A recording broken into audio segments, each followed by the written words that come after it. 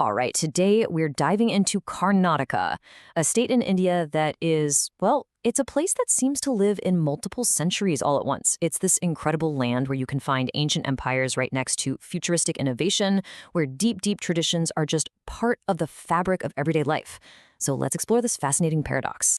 Just look at this statistic for a moment. It's the perfect snapshot of the story we're exploring. It's pretty unexpected, right? In a place you might associate with ancient history, the future is literally arriving at light speed.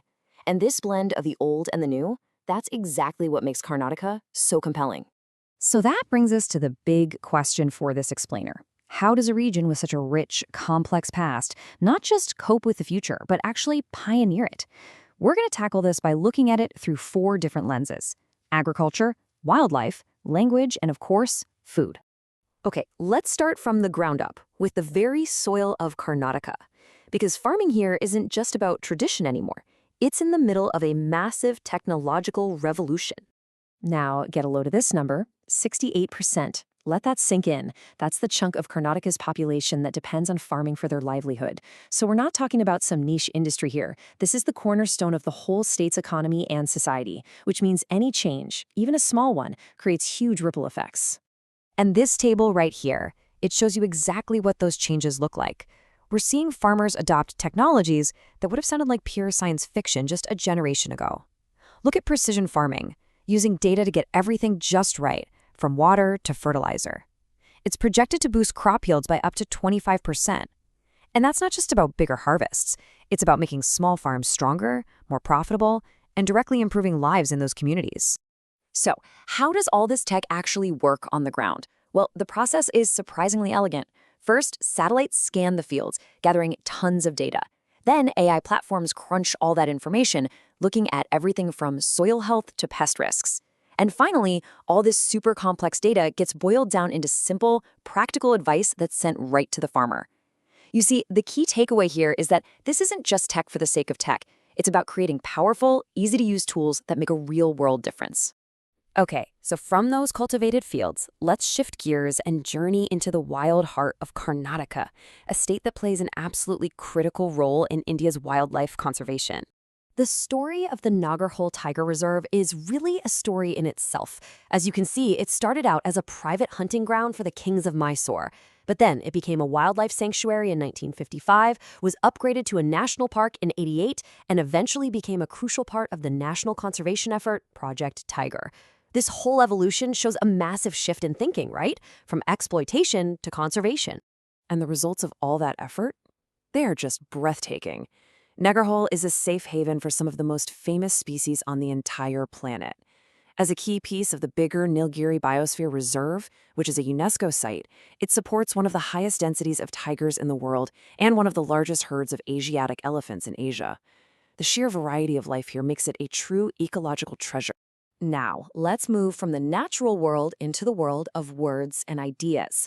Karnataka is home to the Kannada language, and it's so much more than just a way to talk.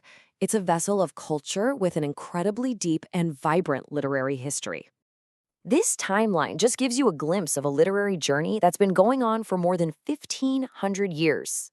It started way back with inscriptions around 450 CE. But look at the 12th century, the Vachana movement. This wasn't just poetry. It was a social revolution. You had poets like Basavana using simple, powerful verses to challenge the rigid caste system and fight for equality. This idea of literature as a tool for social change is right at the core of Kannada's identity. This thought, which is inspired by one of the earliest Kannada texts, really gets to the heart of the culture. The idea here is that literature isn't something locked away for a few elites. It's seen as something that belongs to everyone, a reflection of the collective wisdom and spirit of the people. And this isn't just something from the past. This tradition is alive and well. Kannada authors have won 8 Jnanpith Awards, which is India's highest literary honor. That number alone shows you just how much creative power this language still has and how important it is to modern Indian literature. Okay, from literature, let's move on to our final theme, which is just as expressive of the culture here. It's amazing and deeply traditional food. The food in Karnataka really tells you the story of its landscape. You have these earthy, hearty staples like ragi muda, this nutritious finger millet ball that's been giving people strength for generations. From the drier north, you get gelata roti, a rustic sorghum flatbread. Then there's the famous bisibele bath, a fragrant, complex, all-in-one rice and lentil meal. And for celebrations, the delicate, sweet holage. Every single dish is a taste of the state's geography and its history. So, we've seen satellite-guided farms and ancient tiger reserves. We've talked about 1,500-year-old poetry and timeless recipes. So what does it all mean when you put it together? What's the common thread that connects all these parts that seem, on the surface, to be complete opposites? In the end, maybe Karnataka isn't a state of contradictions at all.